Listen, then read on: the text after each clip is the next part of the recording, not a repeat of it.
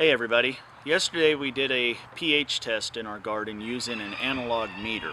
And if you missed that video, I'd like you to go back and watch it. Not just because it shows you how to do another type of pH test in your garden, but because I had an important message in that video about what we're trying to accomplish at J&J Acres.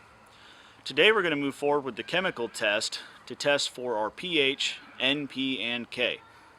To do this test, I felt like a little bit of a chemist because every part of it had something different than the other. So pay attention to the details of whatever test you purchase because they're probably not going to be the same as our test. To do our test, we first tested for pH, and to do that we had to fill the tube to the top line with water.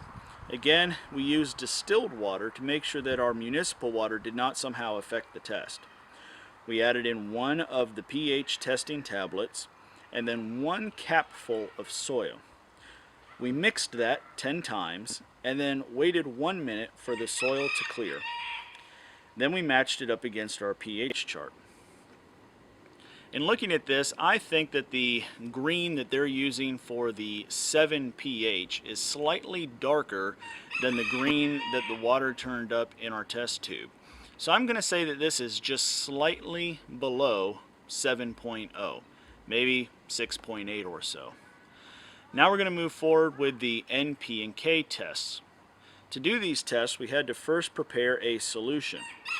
We did that by mixing 2 tablespoons of water, 2 of the solution testing tabs, and then 1 teaspoon of the soil. We had to stir this solution for 1 minute and then let it settle for a minute. Now we move forward into the nitrogen test.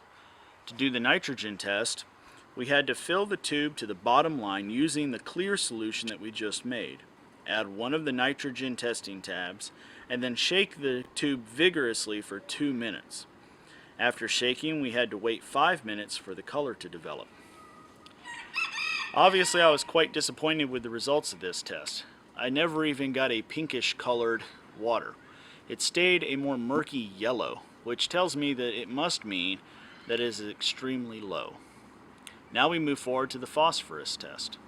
To do this test, we had to add 1/4 teaspoon of the clear solution into the tube and then fill the tube to the top line with water. We added 1 of the phosphorus test tabs and then shook the tube until the tablet disintegrated. Then we had to wait 5 minutes for the color to develop. This was still a very disappointing result, but at least the water turned blue. Clearly the phosphorus in this soil is quite low. Next we move forward to the potassium test.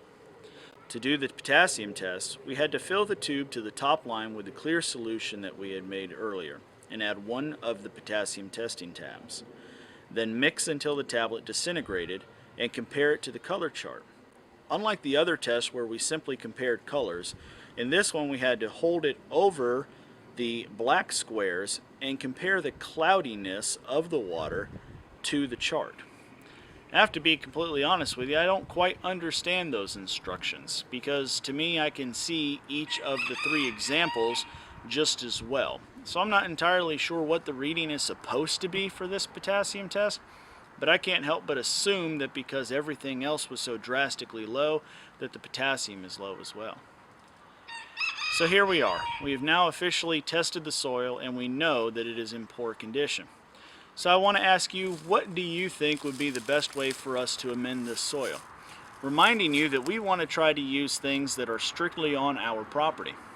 Now this winter, we're going to add a lot of nitrogen into the soil because we're going to start putting chickens in there and we're going to have adult chickens that are making good manure that we can add into the garden. But is there anything that we could do immediately to bring up the NP and K values to the garden?